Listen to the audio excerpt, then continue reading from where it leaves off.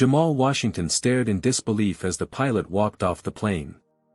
Just minutes ago, he'd been quietly reviewing quarterly reports in first class. Now, 200 passengers were glaring at him with hatred. All because he'd refused to move from the seat he'd rightfully paid for. Before we dive into this shocking story, where are you watching from today? Drop your location in the comments below. And if you want more true stories about overcoming discrimination, hit that subscribe button and like this video. Now, let's rewind to see how a successful black CEO found himself in a situation where an entire plane turned against him. The morning sun streamed through floor-to-ceiling windows as Jamal Washington adjusted his tie for the third time. The reflection in his bathroom mirror showed a man at the peak of his professional powers, tall, distinguished, with closely cropped salt and pepper hair that added gravitas to his 42 years. As CEO of Nextech Innovations, one of the nation's fastest-growing artificial intelligence companies, Jamal had transformed a startup in his garage into a corporation valued at over $2 billion. Today was pivotal. In exactly 8 hours, he would be sitting across from representatives of Vertex Capital in Atlanta, pitching for a $50 million investment that would fund Nextech's expansion into healthcare AI. 15 years of relentless work had led to this moment. "Mr. Washington, your car will arrive in 20 minutes, called Tanya Phillips, his executive assistant, through the penthouse intercom. "And don't forget, the Vertex team changed the dinner reservation to 7 instead of 8. "Thanks, Tanya. "I'm almost ready," Jamal replied, reaching for his custom-made jacket. He paused, looking at the framed photos on his dresser. One showed a small brick house in South Chicago where he'd grown up, the chain-link fence rusted, but the small yard meticulously maintained by his father. Another captured his graduation from MIT, his parents beaming beside him, his mother in her Sunday best, his father in the only suit he owned, purchased specifically for that day. The journey from that neighborhood to this penthouse had been anything but smooth. Teachers who suggested he aim more realistically than engineering. The college advisor who steered him toward sports rather than computer science. The endless rejections from venture capitalists who couldn't quite see themselves investing in his vision. Each memory still stung, but also fueled him. His phone rang, his mother's ringtone. "Hey, Mom," he answered, warming at her familiar voice. "Just checking you remembered to pack your vitamins for Atlanta," she said. At 71, Dorothy Washington still fussed over her only child as if he were heading off to summer camp. "Got them right here," he said, tucking the pill organizer she'd given him into his toiletry bag. "You're flying too much, baby. Your father never trusted those planes." Jamal smiled. Dad never trusted anything invented after 1975. Well, he also said a black man has to work twice as hard to get half as far, and he wasn't wrong about that. Her tone shifted to one of concern. "Be careful out there.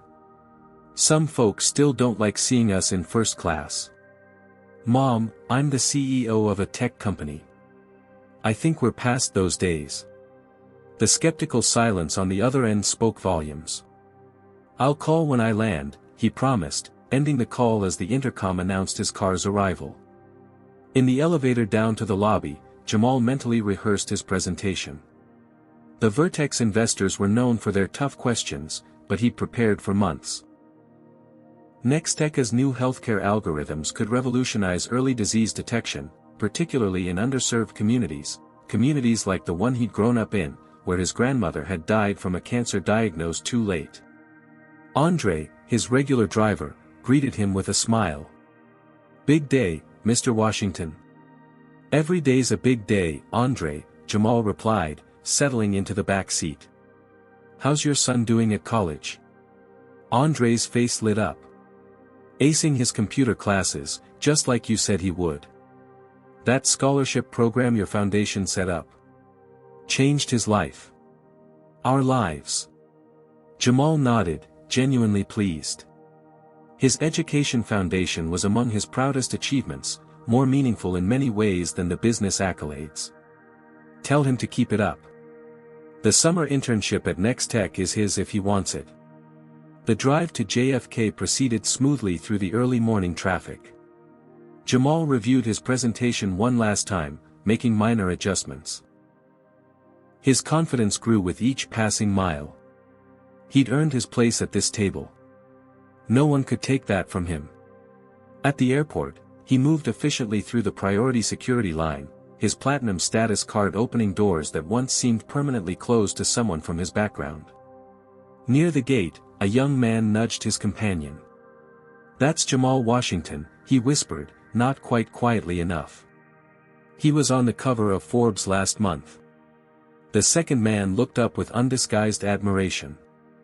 "The next tech guy. Man's a genius." Jamal pretended not to hear, but the moment added to his confidence. Recognition. Respect. These were the currencies he'd worked a lifetime to earn. As he approached Gate 14 for his flight to Atlanta, Jamal felt invincible. In his tailored Armani suit and handmade Italian shoes, carrying a leather briefcase that cost more than his father's first car, he embodied success. Today was just another step upward. His mother's warning echoed briefly in his mind, but he dismissed it. The world had changed. He had changed it, in his own small way. This was 2025, after all. Some battles had been won. At least, that's what he believed as he handed his first-class boarding pass to the gate agent, who smiled professionally and wished him a pleasant flight. "Good morning, welcome aboard," the flight attendant greeted as Jamal stepped onto Flight 1382 from New York to Atlanta. Her smile vanished so quickly he almost wondered if he'd imagined it. He nodded politely and made his way to Seat 2A, a prime spot in first class that he'd specifically selected for its extra legroom and window view. Settling into the plush leather seat, Jamal stowed his briefcase underneath and took out his tablet to review the quarterly reports one last time before the meeting. The cabin hummed with the quiet efficiency of pre-flight preparations. 2 more passengers entered first class. An older gentleman who took 1C and a younger white man in an expensive but slightly rumpled suit who sat across the aisle in 2C. The flight attendant who had greeted him earlier approached the man in 2C with a warm smile. "Good morning, sir. Welcome aboard. Can I get you a pre-flight beverage? Perhaps a mimosa or coffee?" "Coffee would be great, thanks," the man replied, not looking up from his phone. "Of course, Mr. Thompson," she said, having already checked his name. "How do you take it?" "Black, 2 sugars, thanks." Jamal noticed the interaction but thought nothing of it as he continued reviewing his data. A moment later, he felt someone standing beside him. Looking up, he saw the same flight attendant, her nameplate reading, Samantha Keller. Her smile had not returned. "Your boarding pass, sir?" she asked, her tone clipped. Jamal reached into his jacket pocket and handed it to her. "Seat 2A, he confirmed, though she hadn't asked. Samantha studied the boarding pass with unusual intensity, then handed it back without comment. She moved away without offering him a drink. Turning back to his work, Jamal pushed aside the slight feeling of discomfort. He had a $50 million pitch to focus on. But a few minutes later, he became aware of Samantha passing by his seat repeatedly, each time glancing at him with what seemed like suspicion. Meanwhile, Mr. Thompson across the aisle received his coffee with a friendly chat about the weather in Atlanta. Samantha then brought him a hot towel and a magazine without him having to ask. Deciding he could use a coffee himself, Jamal pressed the call button. Several minutes passed before Samantha returned. "Yes?" she asked, her tone suggesting he'd interrupted something important. "Could I get a coffee, please? Black, no sugar." She nodded curtly. "I'll need to see your boarding pass again." Jamal blinked in surprise. "You checked it just a few minutes ago." "It's procedure, sir," she insisted, her voice rising slightly. Not wanting to create a scene, Jamal once again produced his boarding pass. Samantha examined it with the same unwarranted scrutiny, then looked from the pass to his face multiple times, as if confirming his identity. "Is there a problem?" Jamal asked quietly. No problem. I just need to make sure you're in the correct seat. Her emphasis on correct carried an implication that bothered him. By now, other passengers in first class were watching the interaction. Mr. Thompson from across the aisle looked up from his phone, his expression curious. I'm in the correct seat, Jamal confirmed, maintaining his composure. 2A, as assigned. Samantha handed back his boarding pass. I'll get your coffee, she said, walking away without further comment. As more passengers boarded, filling the remaining first-class seats, Jamal noticed Samantha speaking with another flight attendant near the galley, occasionally glancing in his direction. The second attendant looked over at him with an expression Jamal had seen too many times before, suspicion mixed with unwarranted caution. His coffee arrived 10 minutes later, delivered by a different flight attendant without a word. It was lukewarm. The feeling was all too familiar. It transported him back 15 years to his first business trip as a junior software developer. He'd saved for months to buy a decent suit, only to be stopped 3 times in the airport and asked if he was lost. Back then, he'd been less prepared, more shocked by the experience. Now, he had a well-practiced response, dignified silence, impeccable professionalism, and documenting everything. Quietly, he opened the Notes app on his phone and recorded the time and details of each interaction. Experience had taught him that documentation was sometimes the only defense. As the final boarding call was announced, Samantha returned to his row, this time with another request. May I see some identification as well, sir, she asked, loud enough for nearby passengers to hear. Jamal felt heat rising in his neck but kept his expression neutral. Is there a specific reason you need my ID? You've already checked my boarding pass twice. It's just procedure, she repeated, though he'd noticed she hadn't asked for ID from any other first-class passenger. Mr. Thompson across the aisle was now openly watching the exchange. Everything okay over there, he called to Samantha, his tone suggesting concern not for Jamal but about him. Just routine checks, Mr. Thompson, Samantha assured him with a smile that had been absent in all her interactions with Jamal. Maintaining his calm, Jamal retrieved his driver's license and handed it to her along with his boarding pass again. I'd also like to know your full name and employee number, he said quietly. Something flashed in Samantha's eyes, annoyance, perhaps fear. She quickly checked his ID against his boarding pass, then handed both back. Thank you for your cooperation, she said stiffly, ignoring his request for her information. As she walked away, Jamal heard her whisper to another crew member, I'm going to speak with Kevin about this one. The words themselves weren't particularly alarming, but the tone, this one, carried a weight that sat heavily in Jamal's stomach. His mother's warning echoed again in his mind. But he had a right to be here, in this seat, on this plane. No amount of suspicious glances could change that fact. Still, as the plane finished boarding, he couldn't shake the feeling that something was building. The atmosphere in the first-class cabin had shifted. Several passengers were now giving him sidelong glances. Mr. Thompson across the aisle had stopped pretending not to watch and was now openly staring. Jamal took a deep breath and turned to look out the window, focusing on the ground crew loading the last of the luggage. In his reflection on the plexiglass, he saw not the CEO of a billion-dollar company but what others saw first, a black man in a space where some still believed he didn't belong. The seatbelt sign illuminated with a soft ding. Passengers settled in, the routine announcements began, and for a brief moment, Jamal thought perhaps the uncomfortable interactions with Samantha were over. He opened his tablet again, determined to focus on the Vertex presentation. That hope evaporated as he saw Samantha approaching his seat once more, this time accompanied by a tall, broad-shouldered man whose nameplate identified him as Kevin Brooks, the head flight attendant. Sir, Kevin began in a low voice that nonetheless carried to nearby seats, could we see your boarding pass and identification again, please? Jamal looked between them, his patience wearing thin but his voice remaining steady. This would be the third time my boarding pass has been checked and the second time for my ID. May I ask why I'm being singled out? Kevin glanced uncomfortably at the other passengers, some of whom were now openly watching. "We're just doing our job, sir. It's routine procedure." "Is it routine to check the same passenger's credentials 3 times when no one else in first class has been checked more than once?" Jamal asked, reaching for his wallet nonetheless.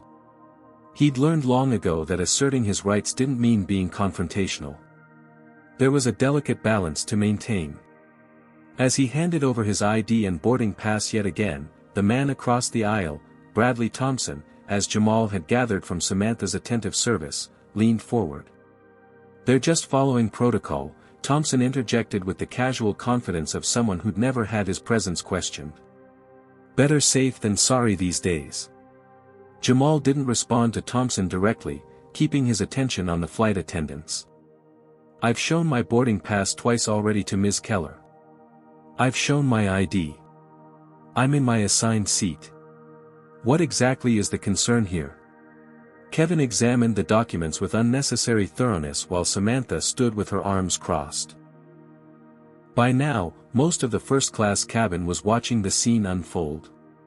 A few passengers in the rows behind had even stood up to get a better view. "Everything appears to be in order," Kevin finally admitted, returning the documents. "However, Ms. Keller reports that you were aggressive when she performed her initial check." "Aggressive?" Jamal repeated, genuinely surprised. "I handed her my boarding pass when asked and continued working. There was no conversation beyond that." "That's not how I remember it," Samantha cut in. "You questioned why I needed to see your boarding pass." "No, I questioned why you needed to see it a second time," Jamal corrected, keeping his voice level. "And now a third time. No other passenger has been subjected to this level of scrutiny." Discreetly, Jamal pressed the record button on his phone's voice memo app. Years of similar experiences had taught him the value of evidence. Kevin shifted uncomfortably. "Sir, we're just trying to ensure everything is in order before takeoff." "And is everything in order?" Jamal asked directly. "Your documentation is correct," Kevin acknowledged reluctantly. "Then I'm not sure why we're still having this conversation," Jamal said. Bradley Thompson chose this moment to interject again. "Look, they're just doing their jobs. No need to make a scene about it." Jamal turned to face Thompson directly for the first time. "I'm sitting quietly in my assigned seat, responding to repeated questioning that no other passenger is experiencing. I'm not the one creating a scene, sir." Thompson's face flushed. "Well, I'm just saying, cooperation makes everything go smoother." "I have cooperated 3 times now," Jamal replied before turning back to Kevin. "Is there anything else you need from me, or can I return to my work?" Before Kevin could answer, another flight attendant joined the growing cluster around Jamal's seat. The cabin had gone silent, with all attention focused on the unfolding drama. "Kevin, we're already 15 minutes behind schedule," the new flight attendant whispered, though in the silence, her words carried. Kevin nodded and turned back to Jamal. "Everything is fine for now, sir. We apologize for any inconvenience." The careful phrasing, "for now," wasn't lost on Jamal. As the flight attendants began to disperse, Samantha lingered, leaning down as if to adjust something near his seat. "Maybe you'd be more comfortable in economy," she whispered, just loud enough for him to hear. The comment struck like a physical blow. Jamal sat perfectly still, not giving her the satisfaction of a reaction.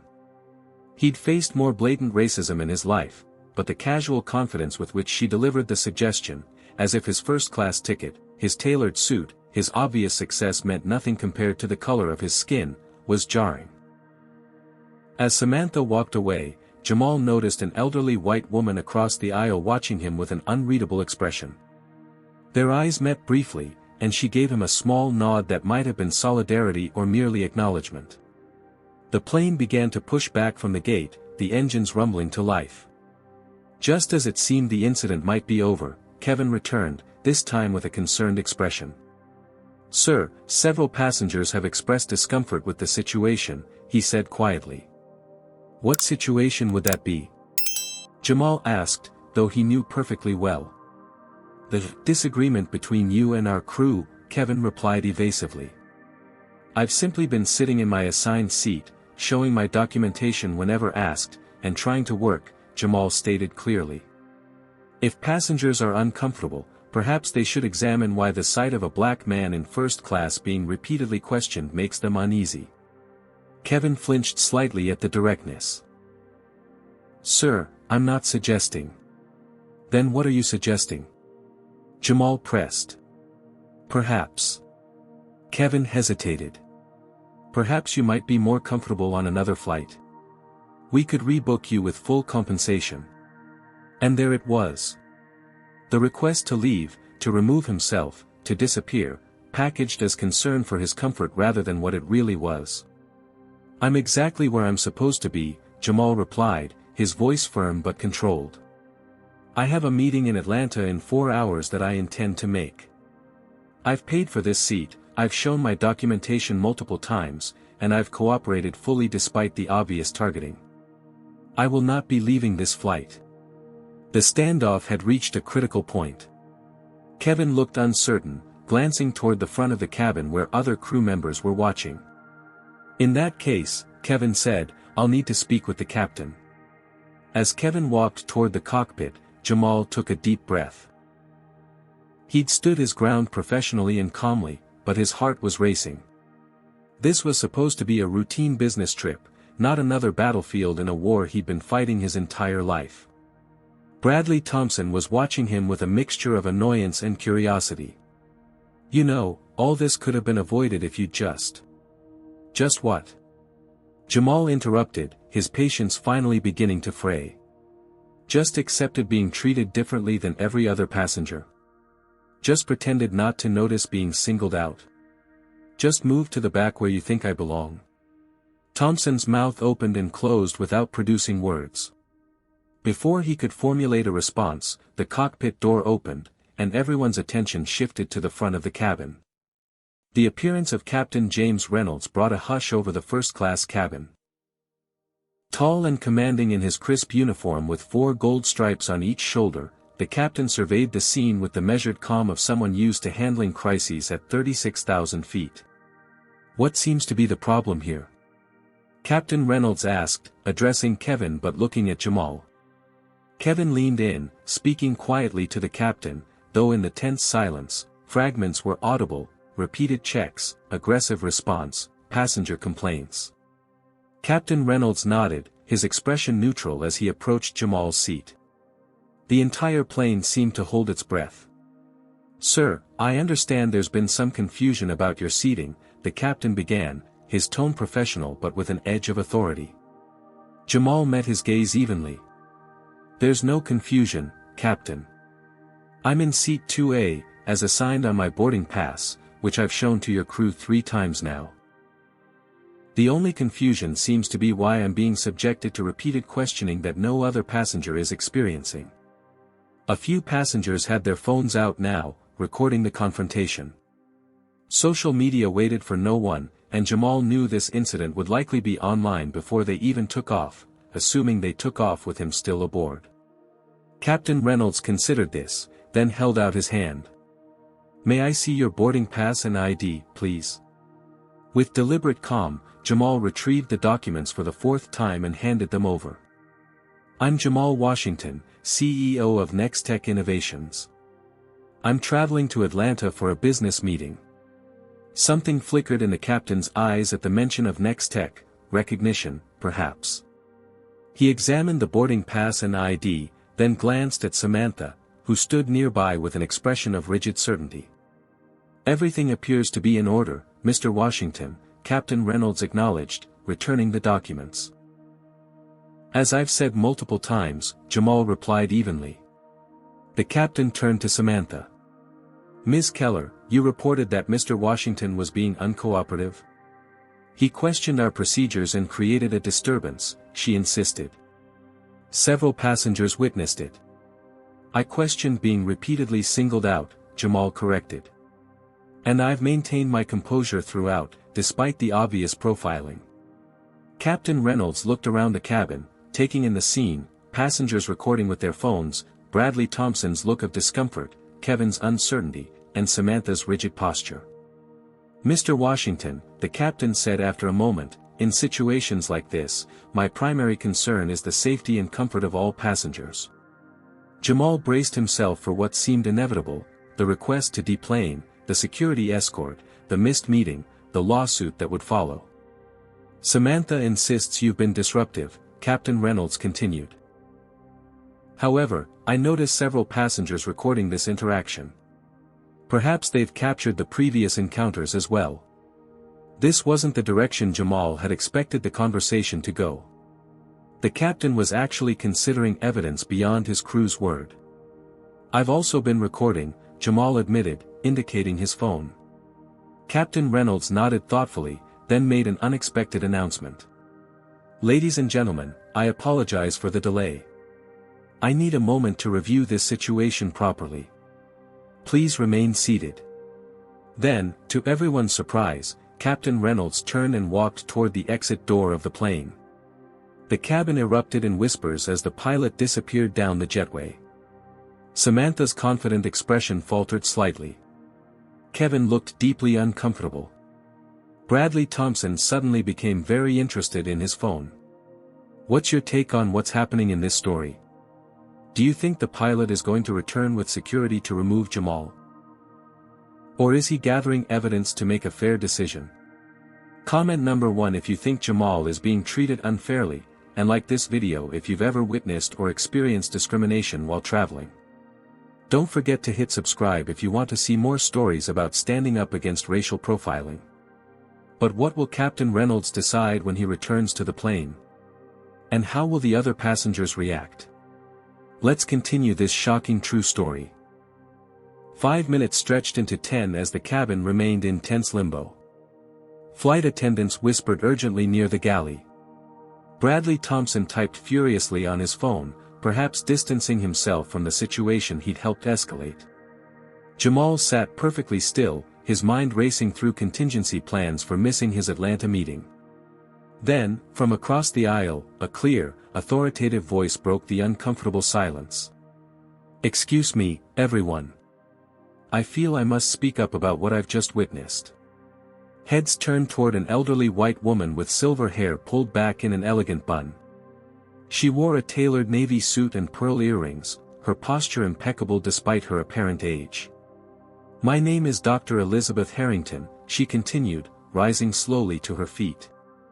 "I spent 45 years practicing law, 20 of those as a civil rights attorney, and I recognize discrimination when I see it." The cabin grew even quieter. "This gentleman," she gestured toward Jamal, "has been singled out for scrutiny that no other passenger has faced. He has responded with remarkable patience and dignity. What's happening here is textbook racial profiling, and as citizens, we should all be disturbed by it." Samantha stepped forward, her face flushing. "Ma'am, with all due respect, you don't understand the situation." "I understand perfectly," Dr. Harrington interrupted with the practiced calm of someone who had faced down opponents in courtrooms for decades. "I've been observing since we boarded. This gentleman showed his boarding pass when requested, just like everyone else. Then he was asked again. And again. No other passenger received such treatment. When he quite reasonably questioned this disparity, he was labeled aggressive, a term frequently misapplied to black men who simply stand their ground." Several passengers nodded in agreement. The atmosphere in the cabin was shifting. "I've seen this pattern play out countless times over my career," Dr. Harrington continued. "In restaurants, in stores, in courtrooms, and yes, on airplanes. It's 2025, yet some things haven't changed nearly enough." Bradley Thompson shifted uncomfortably in his seat. "Look, I think everyone's blowing this out of proportion." "Are we?" Dr. Harrington turned her sharp gaze on him. "You suggested he was making a scene when he was simply defending his right to equal treatment. Would you have said the same if it were you being repeatedly questioned despite having valid documentation?" Thompson had no response. Jamal felt a complex mixture of emotions: gratitude for the unexpected alliance, frustration that his own perfectly calm assertions needed validation from a white voice, and a deep weariness at facing this situation yet again. The confrontation triggered a vivid memory. His father, Morris Washington, a respected high school mathematics teacher, being asked to move from a first-class seat on a flight 30 years earlier. There had been no allies then, no phone cameras recording, no social media to amplify the injustice. His father had moved rather than risk arrest, his dignity wounded but his resolve to give his son a better future unshaken. "What would you have done, Dad?" Jamal thought, the phantom question hanging in his mind. Near the galley, a young black flight attendant watched the scene with visible discomfort. His nameplate read, Darius Johnson. His eyes met Jamal's briefly, a flash of silent understanding passing between them. Darius looked torn between professional obligation to his team and personal recognition of the injustice unfolding. Samantha, increasingly defensive, raised her voice. "This has nothing to do with race.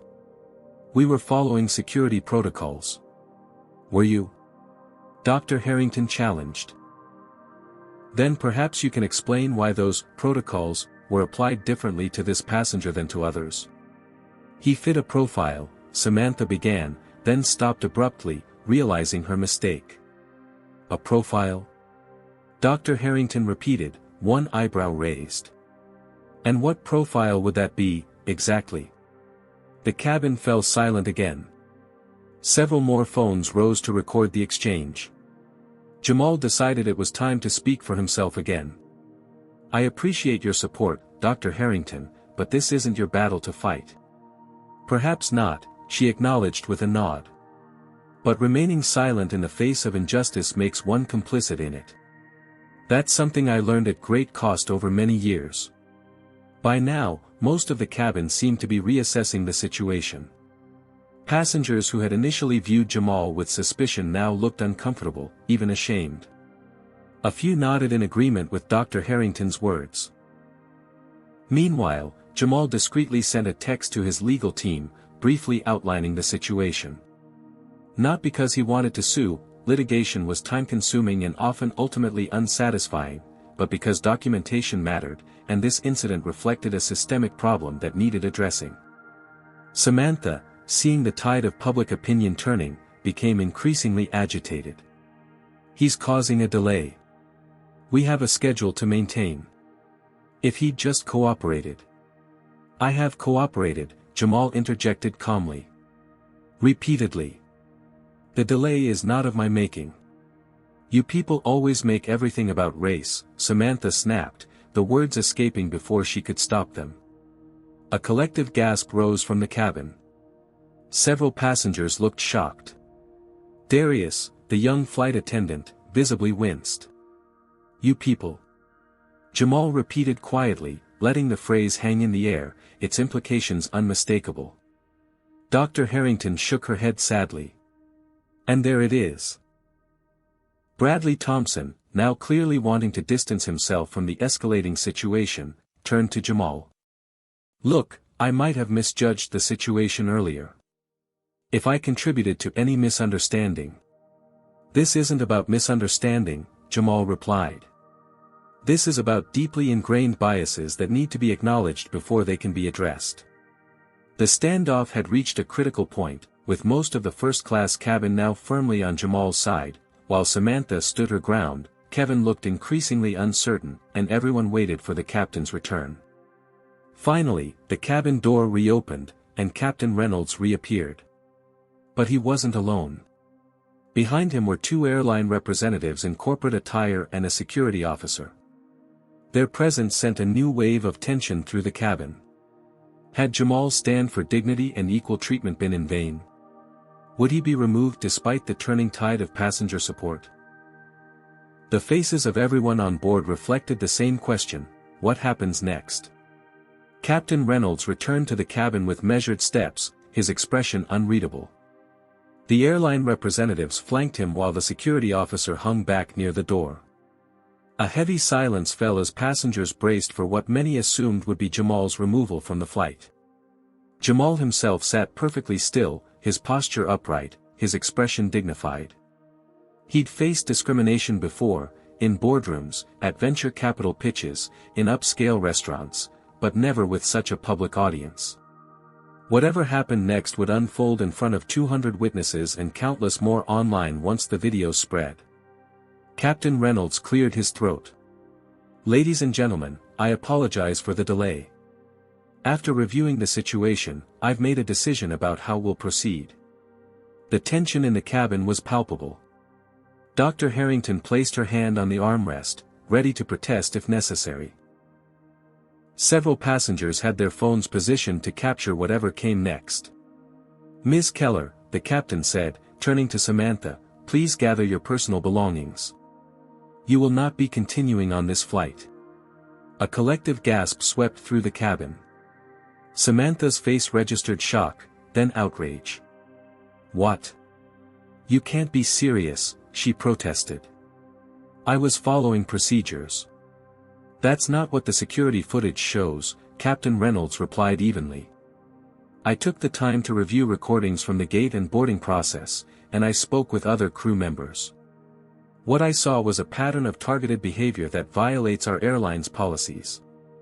The revelation that there had been objective evidence all along, that the captain had taken the initiative to find it, changed the atmosphere instantly. Relief washed over some faces, surprise over others. "This is ridiculous." Samantha's voice rose sharply. "You're taking his side because he's some big-shot CEO? Or because you're afraid of a discrimination lawsuit?" "I'm making this decision based on evidence and our company values," Captain Reynolds stated firmly. "The security officer will escort you from the aircraft."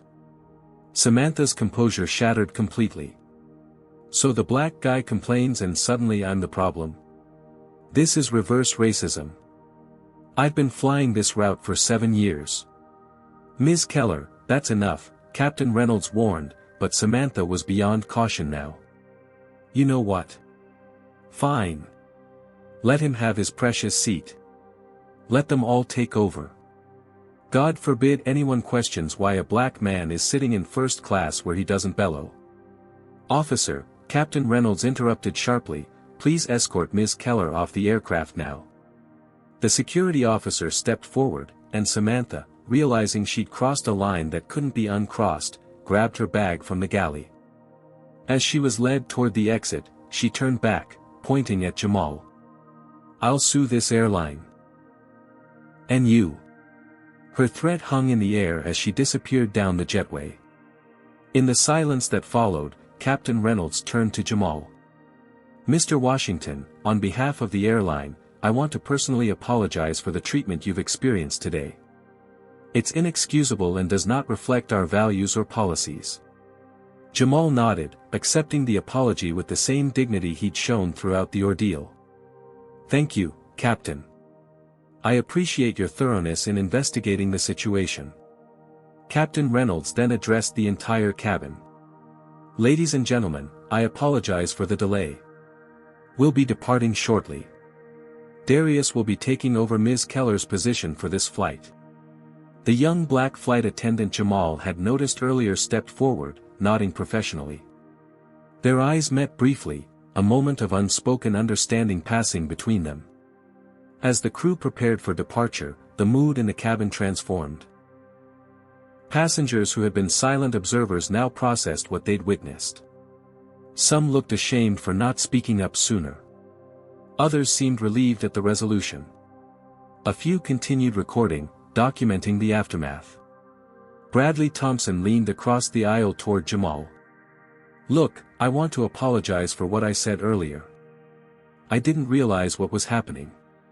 Jamal regarded him thoughtfully. "That's the thing about privilege, Mr. Thompson. It allows you not to notice what others can't avoid experiencing." Thompson nodded uncomfortably, then offered his hand. "Bradley Thompson, Thompson Tech Solutions." "Jamal Washington, Next Tech Innovations," Jamal replied, accepting the handshake with professional courtesy if not warmth. As the plane finally pushed back from the gate, nearly 40 minutes behind schedule, Jamal felt his phone vibrating with notifications. The videos were already spreading online. His PR team was undoubtedly scrambling, his executive assistant probably trying to reach him about the delayed arrival in Atlanta. What had started as a routine business trip had become something else entirely, another chapter in the ongoing story of race in America, another moment when standing firm against injustice had mattered. Dr. Harrington leaned across the aisle. "You handled that with remarkable grace, Mr. Washington." "I had a good example in my father," Jamal replied. "He faced worse with fewer allies and fewer options." She nodded in understanding. "The arc of history bends toward justice, but only because people like your father, and you, refuse to accept anything less." As the plane taxied toward the runway, Jamal looked out the window at the New York skyline receding in the distance. The adrenaline was subsiding now, leaving him to process the emotional toll of the confrontation. He'd won this particular battle, but the war was far from over. And he had a meeting to prepare for, a company to run, a life to live that wouldn't pause for the injustices he might face along the way. The wheels lifted off the tarmac, and Flight 1382 finally began its journey to Atlanta, carrying 200 passengers and one very important lesson about standing up for what's right, even when you're the only one standing. As Flight 1382 reached cruising altitude, Jamal tried to return his focus to the Vertex presentation. The familiar routine of air travel resumed around him, the drink service began, passengers adjusted their seats, and the soft hum of conversation returned to the cabin. But something fundamental had shifted. Darius approached with professional courtesy. "Mr. Washington, can I get you anything to drink?" "Coffee, please." "Black," Jamal replied. Then, with a faint smile, he added, "And I promise that's the last time I'll need to show my boarding pass." Darius returned the smile, a brief moment of shared understanding. "Coming right up, sir." When the coffee arrived moments later, it was hot, served in a proper ceramic cup, accompanied by a warm cookie and a napkin with a handwritten note, "Thank you for standing your ground. DJ." The small gesture of solidarity reminded Jamal that change happened in both dramatic confrontations and quiet moments of human connection. Across the aisle, Dr. Elizabeth Harrington was reviewing legal briefs. Catching Jamal's eye, she closed her folder and leaned slightly toward him. "You know, Mr. Washington, I've been fighting these battles since 1968. Started right after Dr. King was assassinated. I was just a law student then." Her voice carried the weight of decades of experience. "What happened today, it's both how far we've come and how far we still have to go." "How do you mean?" Jamal asked, genuinely interested in her perspective.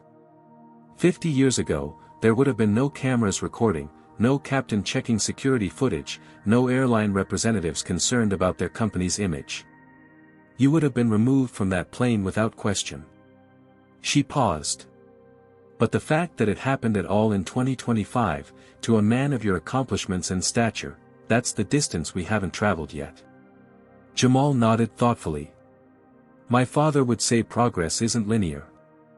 It's contested territory. Ground gained, lost, and regained." "Your father sounds like a wise man," Dr. Harrington observed. "He was," Jamal confirmed quietly. "He passed 3 years ago. Heart attack at 68. Too young." "I'm sorry to hear that," she said. "Would he be proud of how you handled today?" Jamal considered the question. "He would have worried for my safety first." That never left him, the fear that standing up could be dangerous for a black man in America. "But yes, I think he would be proud. He taught me that dignity isn't something others can take from you, only something you can surrender."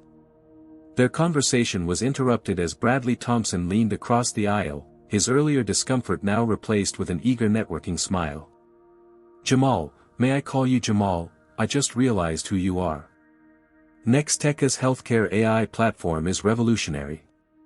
My company has been looking into similar applications. Perhaps we could discuss potential synergies over dinner in Atlanta."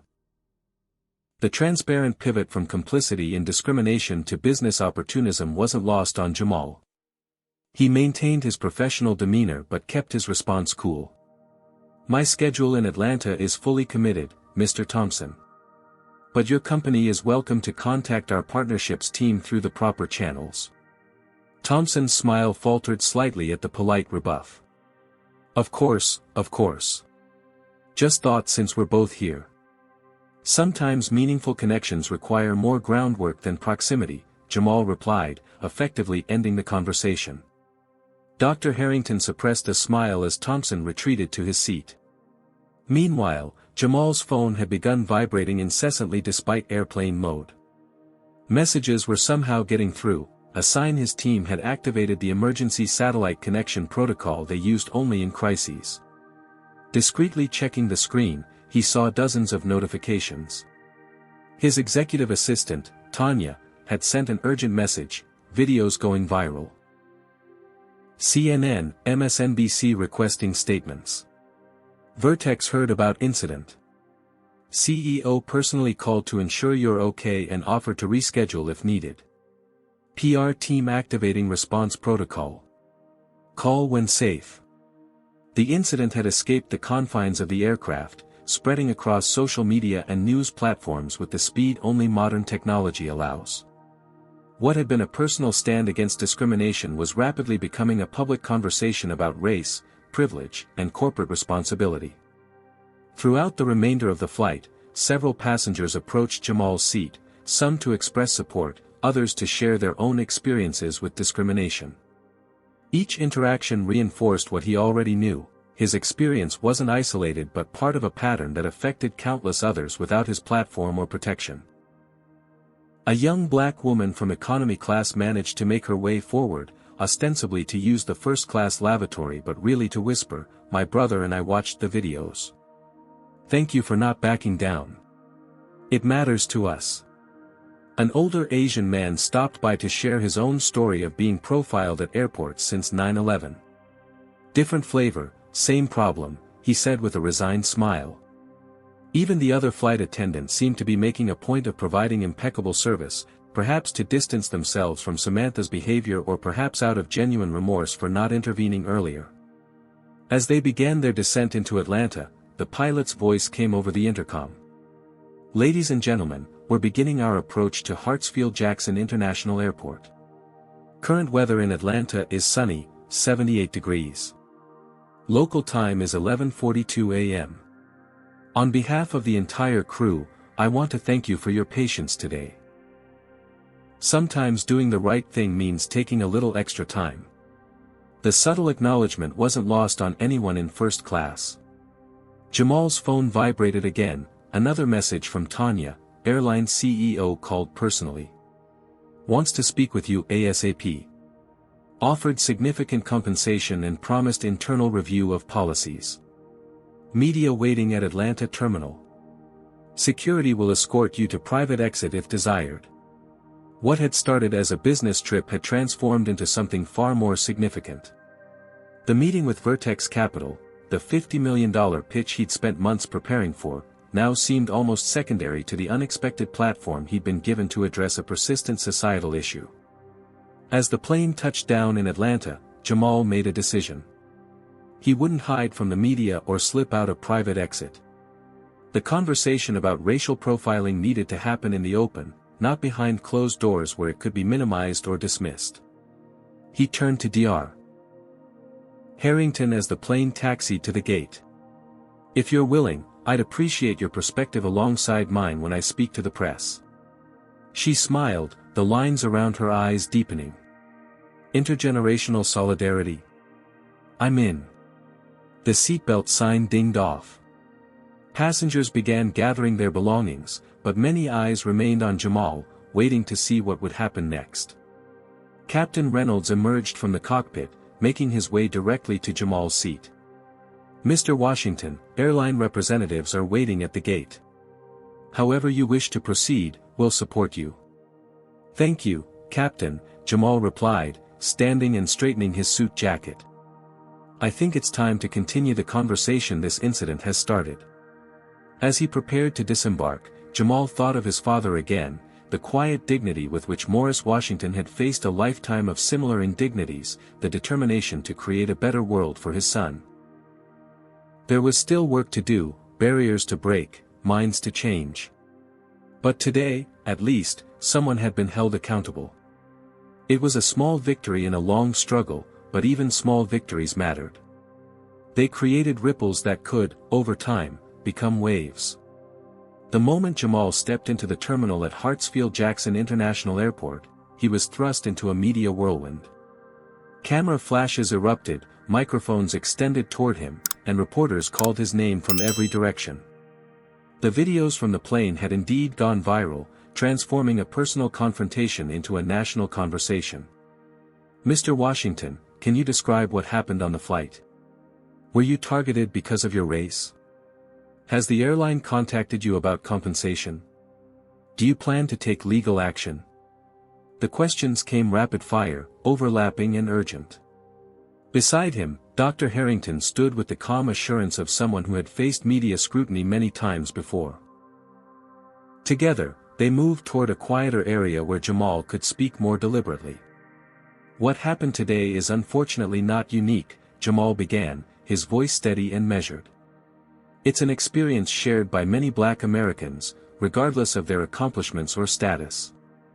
The only difference is that today, it was captured on video and witnessed by hundreds."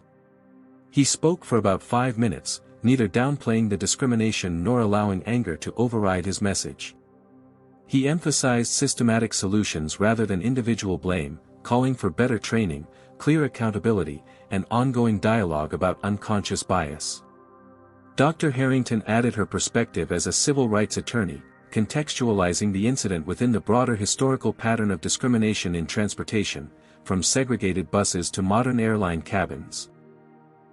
As they concluded their impromptu press conference, an airline representative approached with an offer to escort Jamal to a private lounge where the company's regional vice president waited to speak with him personally. Jamal checked his watch. He had less than 2 hours before his meeting with Vertex Capital.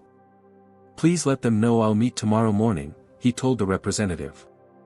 "Right now, I have prior business commitments I need to honor." The representative looked surprised but nodded respectfully. "Of course, Mr. Washington. The airline's CEO has also requested a personal call at your convenience." Tanya had arranged for a car service, and as Jamal slid into the back seat, his phone rang with her familiar ringtone.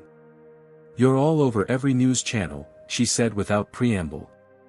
"CNN, MSNBC, Fox, everyone's running the story. Our social media mentions are up 4,000% in the last hour.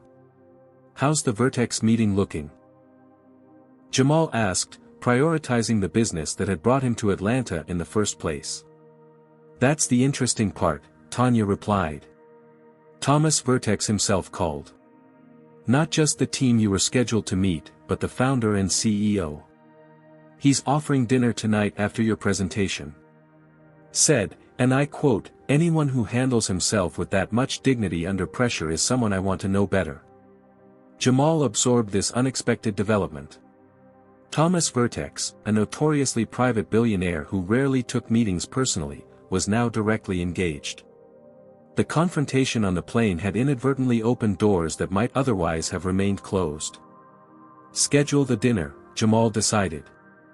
"And have the team prepare additional materials about our healthcare initiatives in underserved communities. I think we have an opportunity here beyond what we originally anticipated." After hanging up with Tanya, Jamal took a moment to gather his thoughts. The day had veered so far from his expectations, yet somehow circled back to advance his original goals. There was a lesson in that, perhaps several. The scheduled meeting with Vertex Capital's investment team began conventionally enough, with introductions and agenda setting. But the elephant in the room couldn't be ignored for long. "I think we all saw what happened this morning," said Michael Brennan, the lead investor, addressing the incident directly. "Before we dive into the presentation, I just want to say that everyone at Vertex was impressed with how you handled that situation. It speaks volumes about your character and leadership style." Jamal nodded in acknowledgement. "Thank you. I believe how we respond under pressure reveals more about us than how we behave when everything's going smoothly." With that brief exchange, they transitioned to the business at hand, Nextech's healthcare AI platform and the $50 million investment that would accelerate its development. Jamal delivered his presentation with the same poise he'd shown on the plane, fielding technical questions with expertise and vision questions with passion. When he explained how the platform could help identify health disparities in underserved communities, providing early intervention opportunities that might otherwise be missed, the room's energy shifted subtly. What had been professional interest deepened into genuine engagement. This isn't just good business, Jamal concluded. It's technology with purpose, innovation that narrows gaps rather than widening them. As the meeting wrapped up, Michael Brennan's expression told Jamal everything he needed to know before a word was spoken. "We came into this meeting planning to take 2 weeks to make a decision," Brennan said.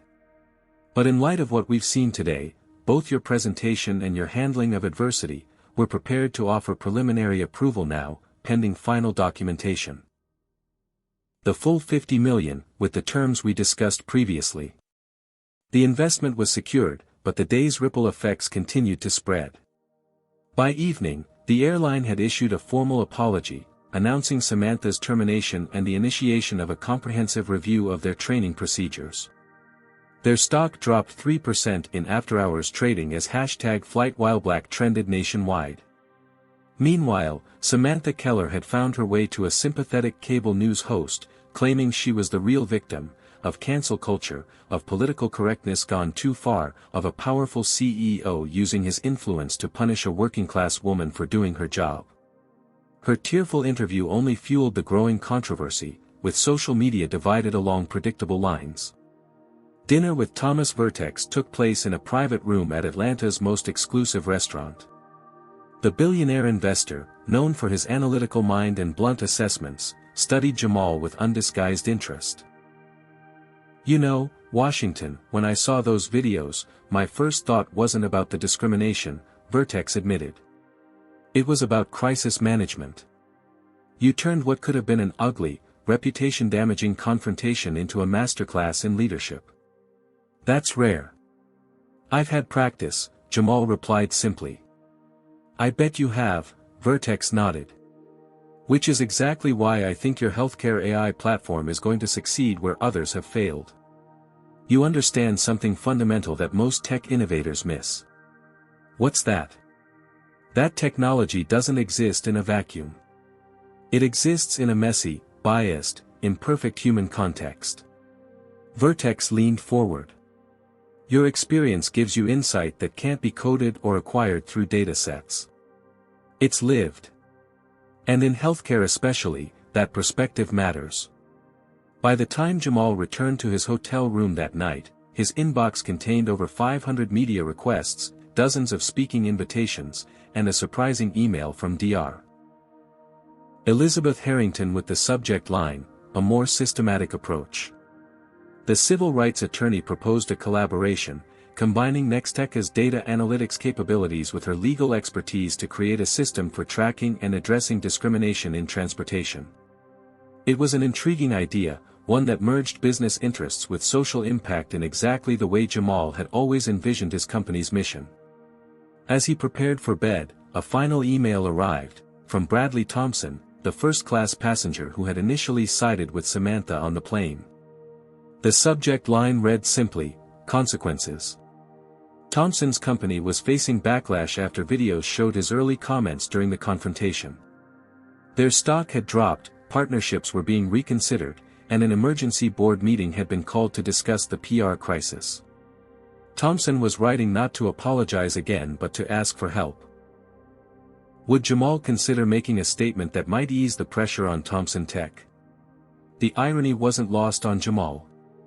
The man who had so casually dismissed discrimination was now experiencing consequences and seeking assistance from the very person he'd helped target. Jamal closed his laptop without replying. That decision could wait until morning. Some lessons needed time to fully sink in. As he drifted towards sleep, his thoughts returned to his father's words, "Progress isn't linear." Today had proven that truth once again. A routine business trip had transformed into a public referendum on race, privilege, and accountability. A simple stand for dignity had rippled outward, affecting stock prices, corporate policies, media narratives, and individual careers. Tomorrow would bring new challenges, new opportunities, and undoubtedly new barriers. But tonight, at least, Jamal could rest knowing he'd honored his father's legacy by refusing to surrender his dignity. And perhaps moved the needle of progress forward, if only by inches. 3 months after the incident on Flight 1382, Jamal Washington stood at the podium in Nextech's newly expanded headquarters. Behind him, a wall of glass offered a panoramic view of the New York skyline. Before him sat journalists, business leaders, and civil rights advocates gathered for a landmark announcement. Today, I'm proud to introduce the Equitable Access Initiative, Jamal began, his voice confident and clear. A new division of Nextech Innovations dedicated to developing technologies that identify, address, and prevent bias in essential services, from healthcare to transportation to financial systems. The journey from that confrontation on the plane to this moment had been neither straight nor simple.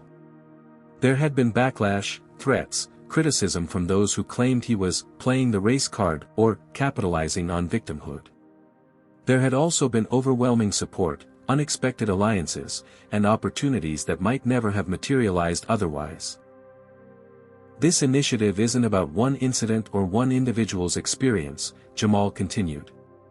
It's about creating systematic solutions to persistent problems. It's about using technology as a tool for transparency and accountability. In the front row sat Dr. Elizabeth Harrington, now the initiative's chief legal advisor.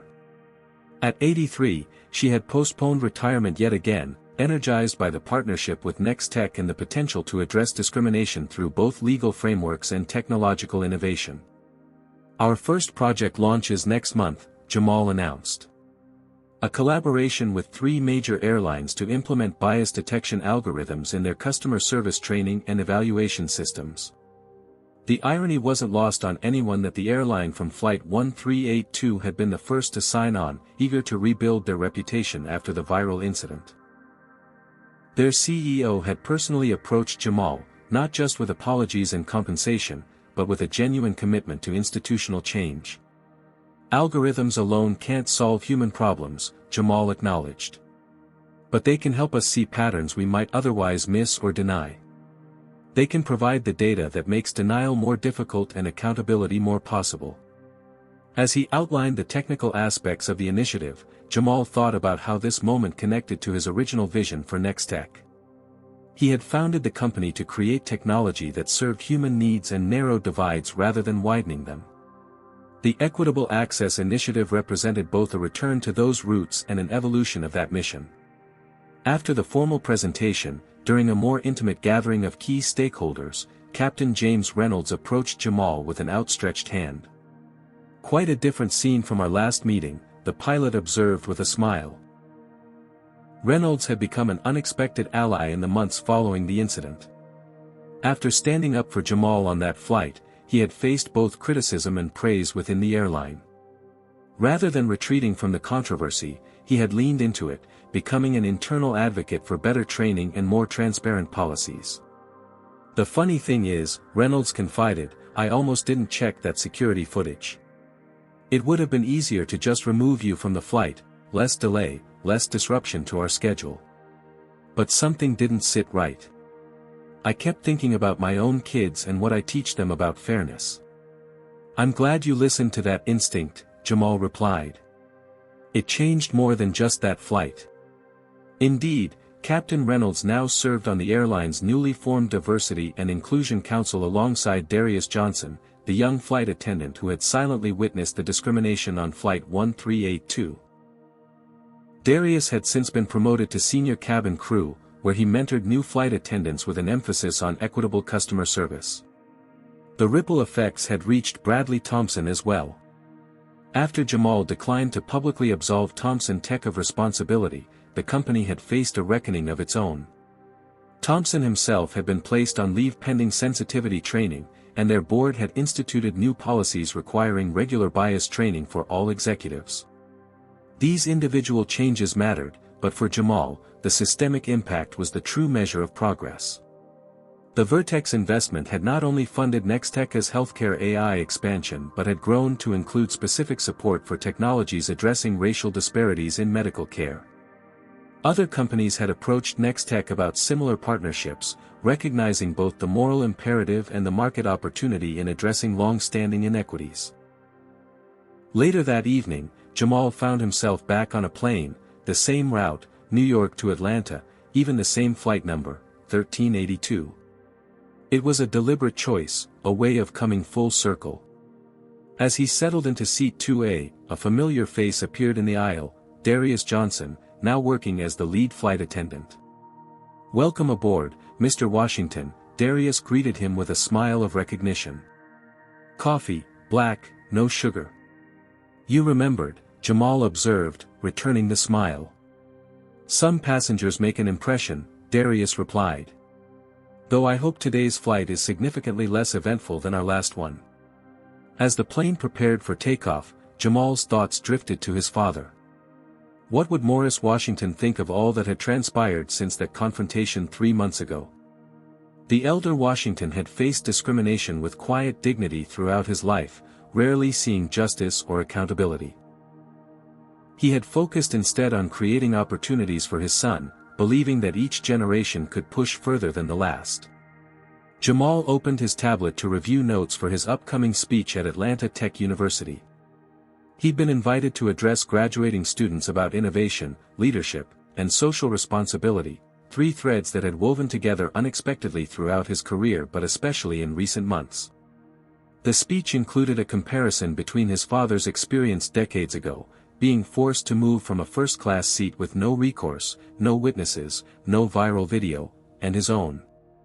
The contrast highlighted both progress made and progress still needed.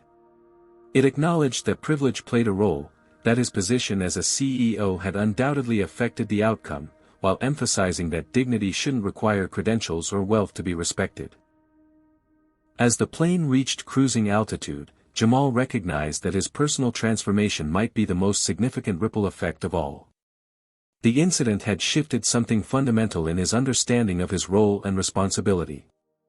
Success wasn't just about building wealth or creating innovative technology, it was about using that position to create systemic change.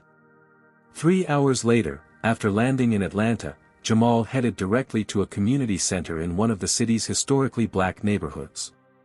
There, he met with a group of young tech entrepreneurs, students and recent graduates with brilliant ideas but limited access to the networks, capital, and mentorship that tech success often required.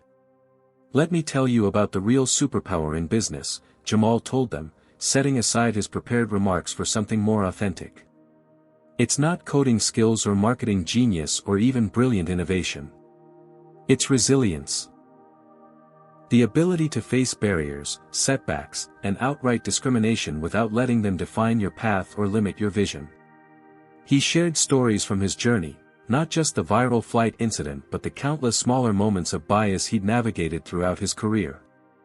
He talked about his father's influence, the importance of documenting everything, and the strategic choices involved in deciding which battles to fight publicly and which to address through other channels. But most importantly, he emphasized that their innovations mattered precisely because of their unique perspectives and experiences, not despite them. The tech world doesn't need more solutions created by people with identical backgrounds and identical blind spots, he told them. It needs your vision, shaped by your experiences, including the difficult ones. Those aren't disadvantages, they're insights that others don't have access to. As the mentoring session concluded, a young woman approached Jamal with a question that brought everything full circle. "After everything you've experienced," she asked, "do you still believe technology can actually solve problems of human bias? Isn't that just technological optimism?" Jamal considered her question carefully. "I don't believe technology alone can solve these problems," he admitted. "What happened on that flight wasn't resolved by an algorithm or an app. It was resolved because people, the captain, Dr. Harrington, and eventually many passengers, chose to stand up for what was right." He paused, looking around at the young faces watching intently. "But I do believe technology can make it harder to ignore these problems. It can make patterns visible. It can create accountability. It can amplify voices that might otherwise go unheard. And in the hands of people who understand both its power and its limitations, people like all of you, it can be a tool for the kind of transformation we need. As he left the community center, Jamal felt a sense of purpose sharper and clearer than any he'd experienced before. The confrontation on Flight 1382 hadn't just been a personal indignity to overcome or a PR crisis to manage. It had been a call to action, to use his position, his company, and his voice to address not just symptoms but systems. His father had always told him that success wasn't measured by what you accumulated but by what you changed. By that measure, the incident that could have been merely humiliating had instead become transformative, not just for Jamal Washington but for an airline, an industry, and perhaps, in some small way, for a society still learning how to truly see and value all its members. This powerful story teaches us that dignity cannot be taken, only surrendered. Jamal's experience shows how discrimination persists even for those who have made it, revealing that success doesn't shield anyone from prejudice. The most important lesson is that change requires both individual courage and systemic solutions. When faced with discrimination, documentation matters. Jamal recorded interactions and kept evidence, turning a personal injustice into accountability. Dr. Harrington demonstrates that allyship is powerful, sometimes others must speak up when injustice occurs. Captain Reynolds teaches us that leadership means investigating thoroughly rather than taking the easy path. His willingness to review evidence changed the outcome dramatically. Perhaps most importantly, Jamal's response shows that transforming pain into purpose creates lasting change. Rather than settling for compensation or an apology, he built systems to prevent others from experiencing similar treatment. The final lesson is that progress isn't linear. It requires vigilance, courage, and persistence across generations. Each person who stands firm against discrimination creates ripples that eventually become waves of change. Have you ever witnessed or experienced discrimination while traveling? What did you do in that situation? Share your story in the comments below to help others learn from your experience. If this story moved you, please hit the like button to help it reach more viewers. Subscribe to our channel for more powerful true stories about overcoming injustice, and share this video with someone who needs to hear this message. Thank you for watching and being part of this important conversation. Remember, your voice matters in creating a more just world for everyone. Stay strong, stand firm, and never surrender your dignity.